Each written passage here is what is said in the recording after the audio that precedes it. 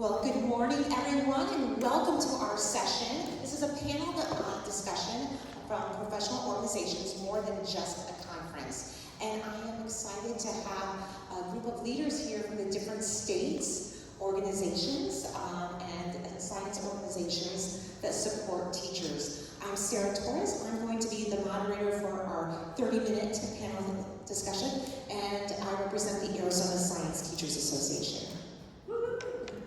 I'm going to ask each of you if you can share your name, share your organization, and also share what's one event that you participated in that really made a difference for your career as a science educator.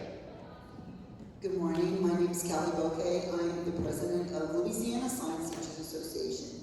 And I think the one thing that made an impact on me was actually attending our state conference. It was a lot of networking, and I learned so much from the people that were there that year. Thanks, Sarah. My name is Tami, Lunsford, and I am the president of the National Marine Educators Association, which is one of the affiliate groups with NSTA. And I would say probably the biggest event that had an impact on me was attending my first National Marine Educators Association conference, because I was able to connect both with other classroom teachers, but also with individuals from non-formal science education, and the networking again that I was able to do at that conference has contributed to the rest of my career, both in terms of opportunities for my students, but also opportunities for professional growth for me.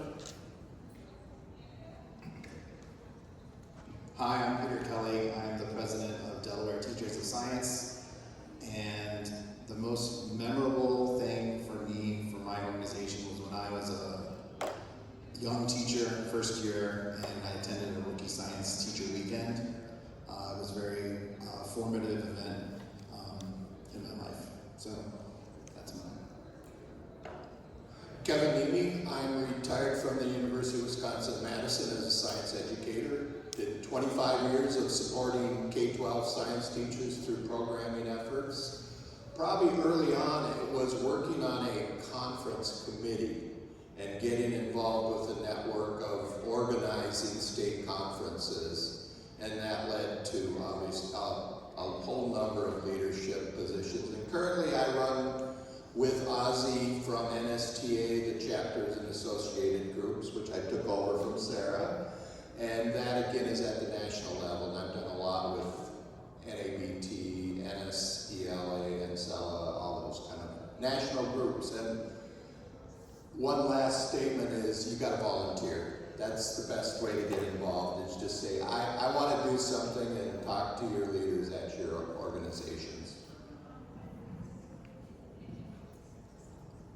Thank you. So you can see we have a broad range of panelists here from different parts of the country. Just to kind of get to see who's in the audience. If you are a young professional in science education, raise your hand. Okay. If you are a young professional, I mean by in teaching. I've only been teaching science for the last less than 5 years, young professional. Okay, we all are more experienced. This is wonderful. How many of you have taught more or works in science education for at least 15 years? Okay, so most of us in the room are more of the experienced ones. Okay, how many of you are involved with your state chapter already? Okay, how many of you are thinking about getting involved? Or like to be more involved? Oh, great, okay. Just to kind of nice to know who is here and where we are at. What I like us to think about is, as most of us are involved with our chapters in some way, what advice would each of you give to a teacher who's just starting out their career? Because since we're all experienced, we probably work with new teachers. What advice would you give to a teacher starting out in their career about being involved in a professional organization? I think that it's really good that as a young professional just starting out, that you should surround yourself with people who have been there, who have learned from mistakes and from things that they've done, so that they can share that wealth with you. And walking forward forward with those that have done it before, I think is really, really important and can help guide yourself. Maybe hook up with a mentor from that association. I think my biggest piece of advice would be to say yes to opportunities, because I think that a lot of our newer educators think that they may not have something to contribute yet. They're afraid to put themselves out there because they, oh, someone's going to know more than me. I feel like in education too often we downplay our own expertise and our own contributions. And so I think that the underestimating yourself and underestimating what you can get from an opportunity like this is the biggest mistake that people can make. So I want people to consider participating in a way that they feel comfortable. It doesn't mean you have to step up and be in charge of all the things, right? But say yes to an opportunity, because it really can change the trajectory of your career. If I was to give advice to a rookie science teacher, it's really important for you to network with others, especially young in your career. Making those connections, it makes you feel that you're part of something a little bit bigger than yourselves. And so, the more you give, the more you get. So, saying yes to things to make sure that you're networking with other people. Because a lot of times I think those first years of teaching, you feel isolated on your own. And I think that you need to think of yourself as part of a team rather than individual. I'll offer that organizationally, it seems like it's an inside club kind of with leadership, and it isn't. We have fought that year after year in Wisconsin, and I've been everything from president. I've been the chief financial officer for 12 years, and we have our executive committee and board, and we've been told, you guys seem like you know each other really well, because we do. And to get into that, it's not a clique, but it's perceived as one, because perception is reality to a lot of people. So overlook that and just get to know the people who are your leaders, because they're very comfortable with each other, having probably meeting monthly over many, many years. So it's something that we as organizations have to overcome, is that there's this wall that you have to be special to be a leader in your organization. That's not true. We love getting new people involved. I'm really glad that you pointed that out, because I definitely think that that's a regular perception of people, and it's because we are all fighting the good fight together, and we're all supporting each other, and so it does build a community, but that doesn't mean we're not welcome to new people joining the community. They can be part of the club. I love it. So I'm going to bounce a question off of that, because it sounds like many of us in the room are also wanting to maybe grow our membership, thinking about our own organizations. How do you communicate as leaders of your organization? How do you welcome people? What do you do? What does your organization do to welcome that new person in? What opportunities do you have to bring them in and support them? And so I'm going to start with Kevin, because you're the one who started that conversation. And I'm going to speak from a position of strength, because we have an endowment of about $300,000 that we can self-fund activities with our state science teachers. We fortunately had a founding member pass away and left us a significant amount of money in his estate. So we have chosen as a board to program summer week-long professional development up in the North Woods, basically isolated. And out of that program, which also started years ago with a Title IIA grant that I had, same philosophy, a week up in the woods, 30 teachers, really diving into good practice in pedagogy of science instruction. Our leaders have arose from that. And again, we're lucky in Wisconsin because we have this pot of money that we put about $20,000 a year to cover all the expenses for that week for teachers. We just did our selection on Monday for year 4 of what we call WINGS, Wisconsin Institute for Next Generation Science. We had 35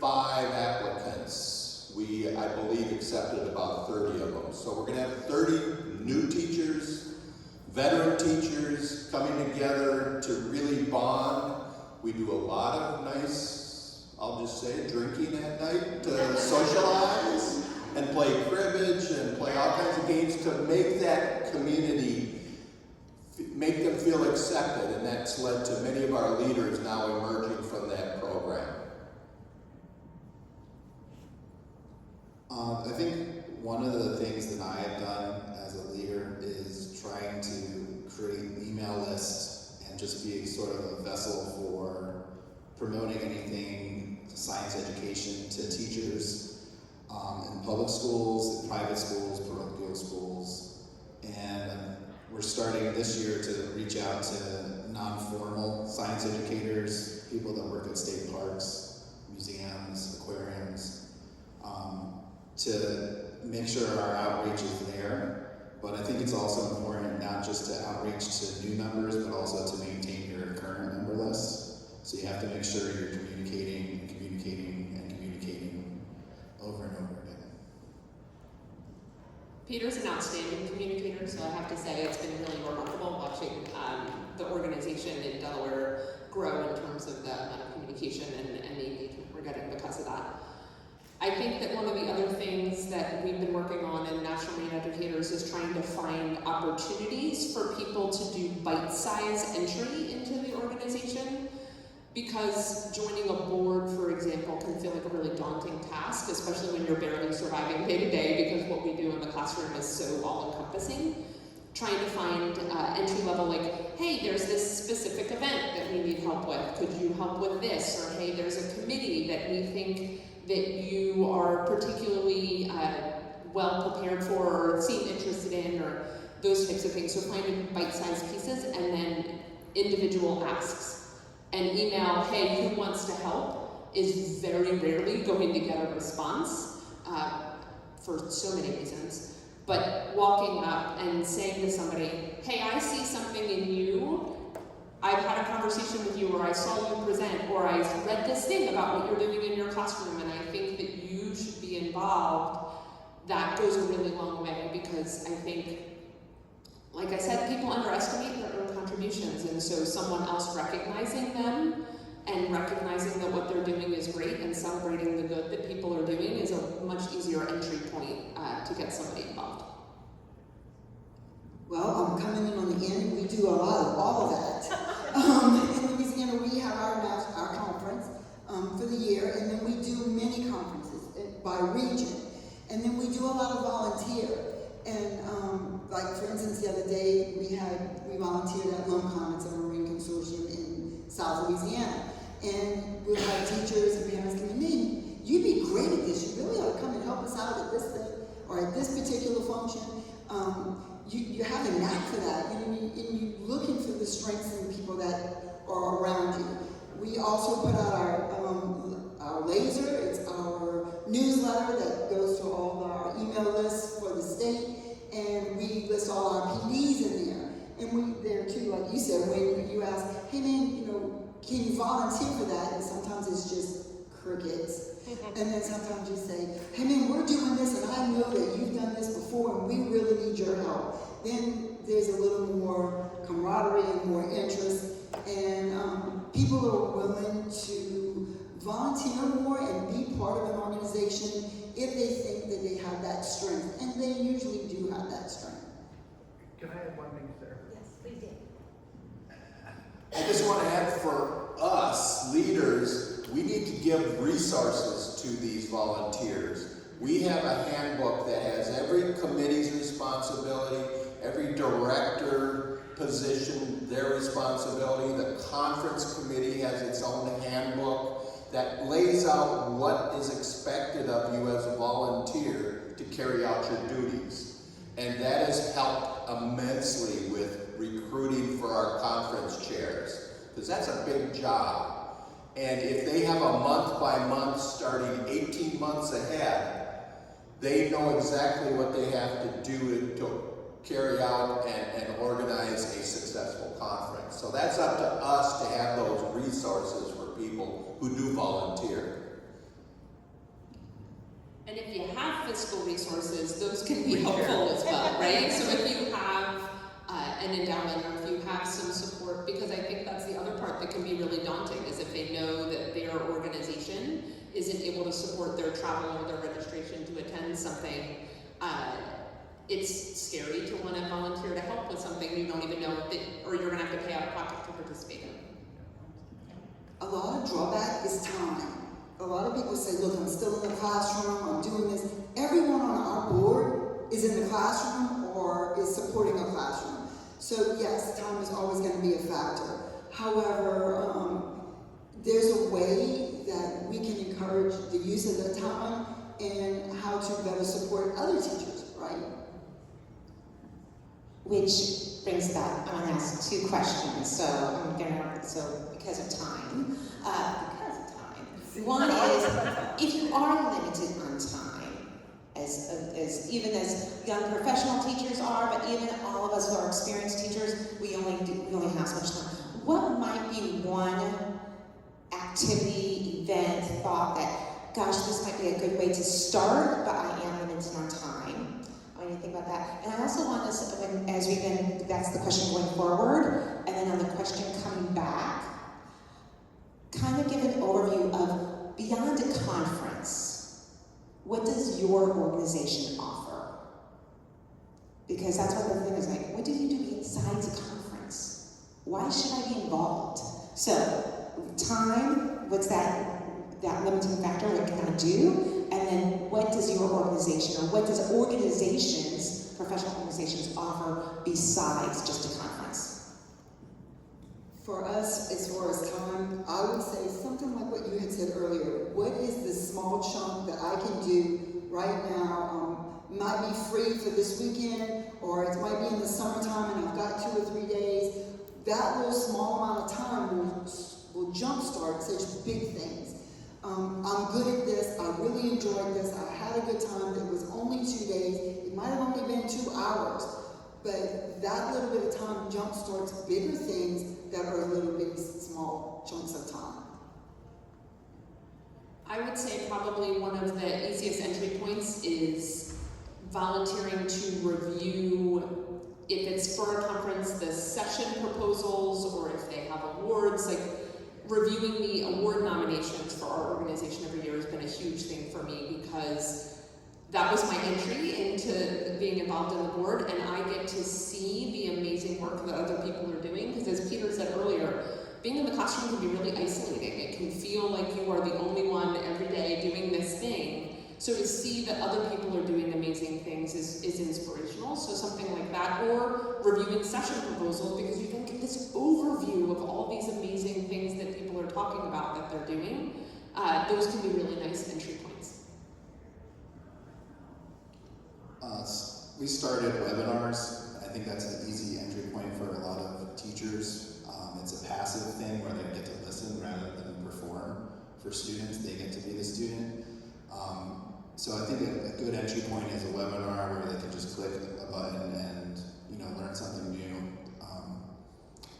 And sometimes as a teacher you forget all the studying and all the rigmarole and the hard work that students do. That learning is nice. Like studying is hard, but learning is kind of beautiful.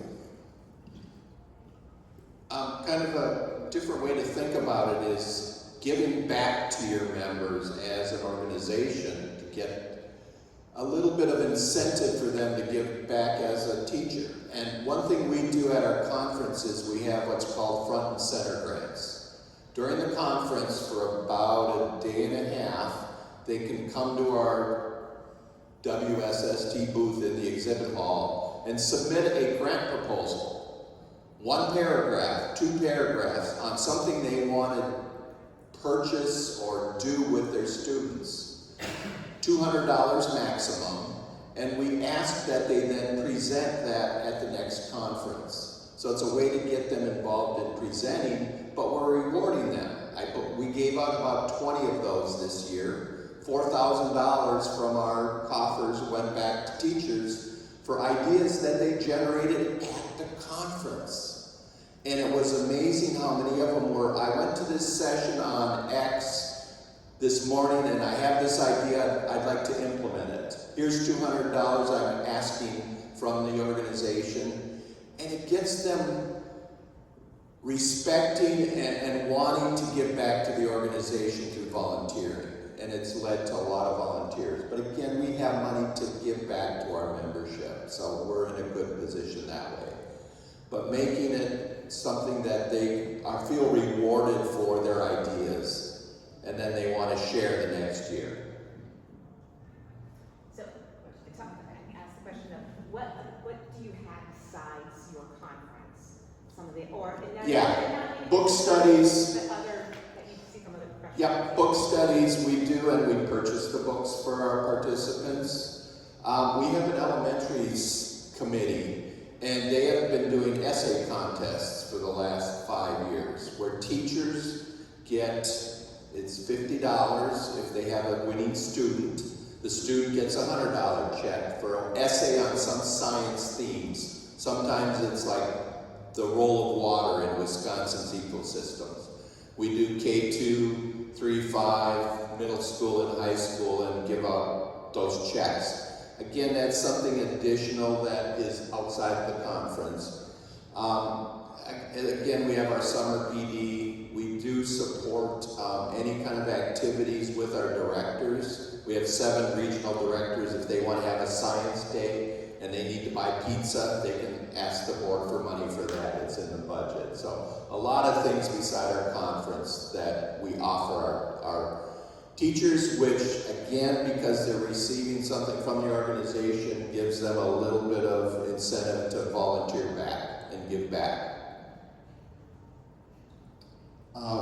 Delaware Teachers of Science also gives out awards. I think it's an important thing to recognize. We give out awards for not just like classroom environments, but also for conference travel. I think that's also an important thing that we're part of a larger organization, and they try to travel to an STA conference, for example. The other idea is that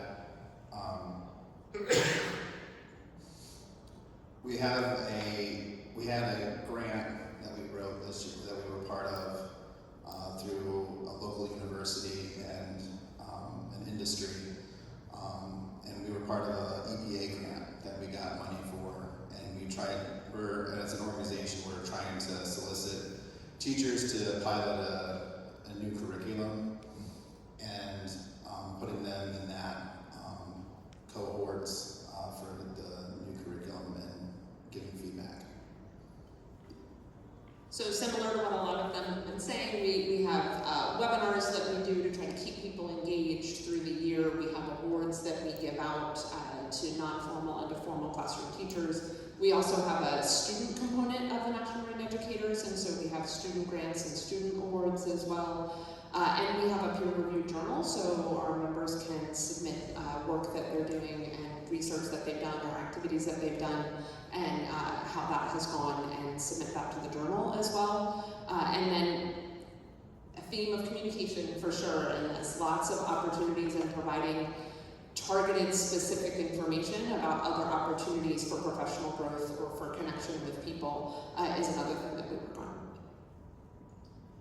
We too give out travel awards for conferences, and we do recognize our teachers of the year across the state. But we also do something that's really cool. One Saturday in every month, we do what's called a coffee talk for an hour. It's a Zoom. And we'll pull someone in or ask someone to do this coffee talk, and so much as giving information. Like the last one we had was on assessments. We had somebody from LDOE that'll come in and talk about assessments and what's going on in the state.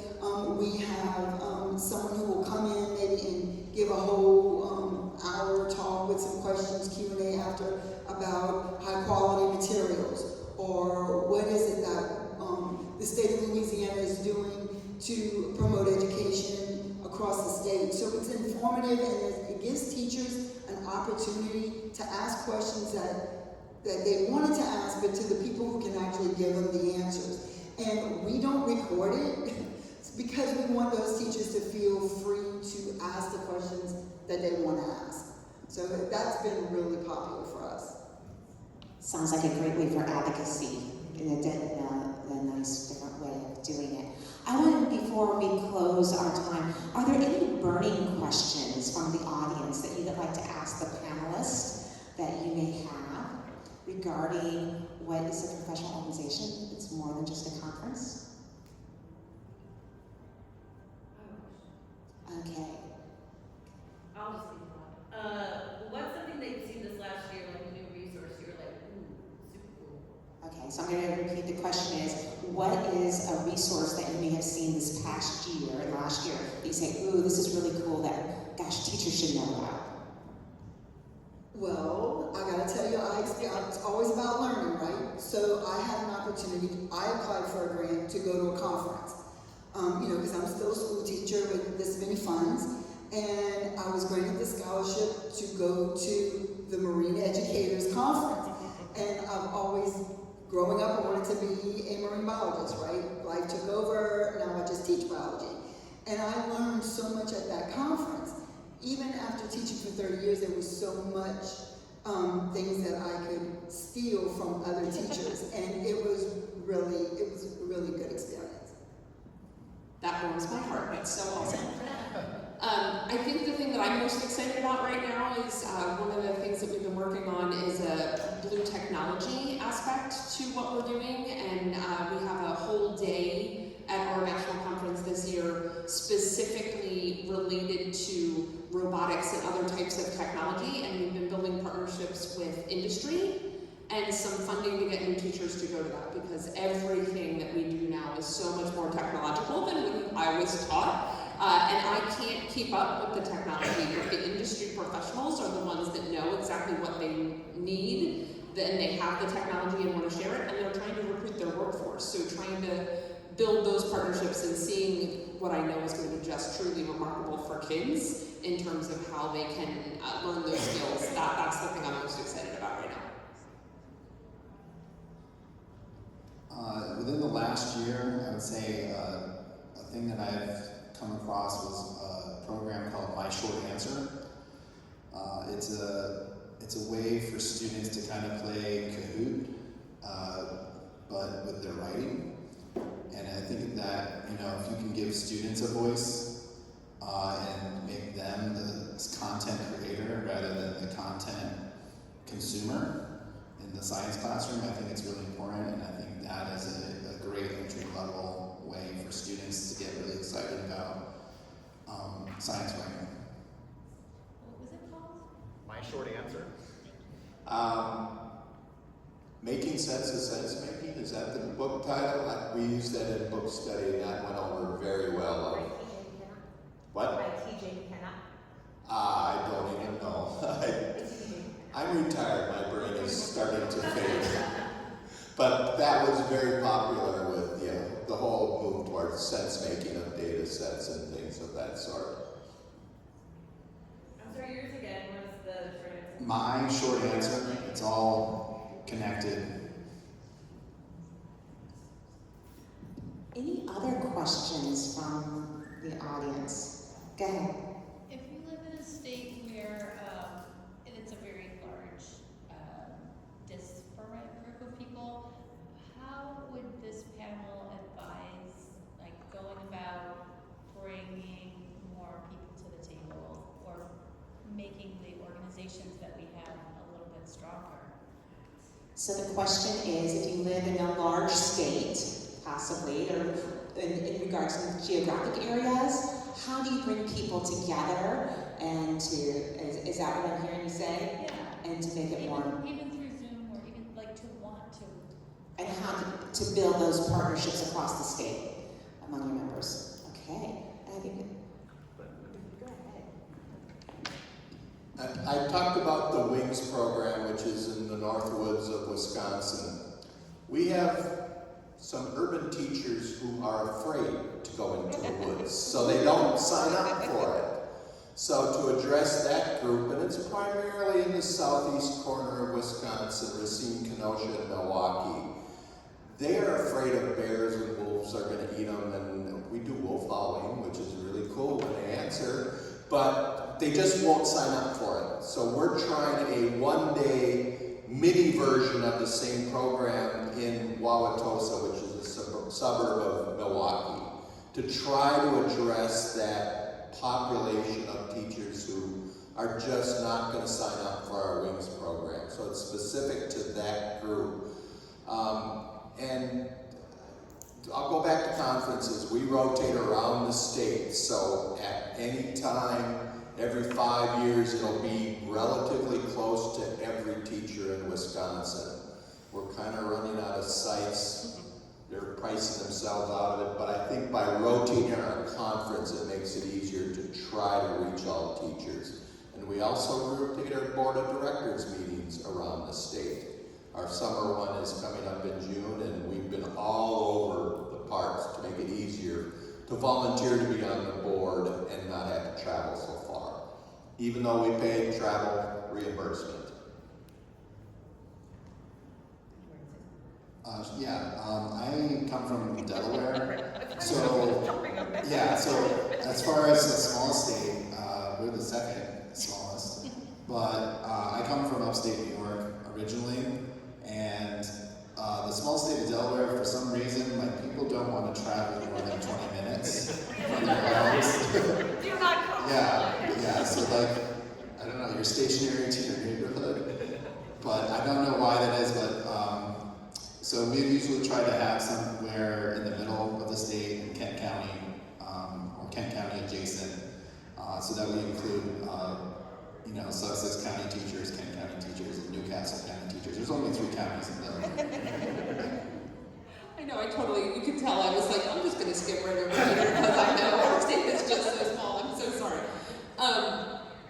I think that implicit in your question to me was, yes, we can do Zoom, and yes, virtual meetings can be helpful, but nothing replaces the in-person connections that we make. And so I was struck earlier by something you were saying about like smaller informal things. And so as the National Marine Educators, we have a set of chapters, and we really encourage each of them to some do whole conferences, but sometimes it's just a social event where you can get together and talk science with people. Maybe it's going to a ball game, maybe it's a happy hour, maybe it's something less formal, because that's also less scary to organize, but also can be really important for that networking, because some of the best conversations happen when you're just sitting there and it's not a formal planned event.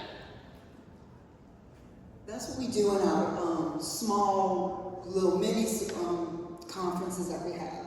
We have them across the state, and it's by region, and it's only in the morning. It's like $25. The teachers come on a Saturday morning, and there's like maybe 4 sessions, 2 going on at one time, 2 going on, opposite, just in that morning, where teachers can come together and collaborate, ask those questions, and then we do it, like I said, all at the same time, all on the same day, but in different regions. And then we have our big conference that we do once a year. And then we have our coffee talks that we have on the Saturday, once a month. Well, thank you, and thank you for the questions. Thank you so much for joining us today. Let's give our panelists, Kevin here, and we appreciate all of you coming, and enjoy your conference.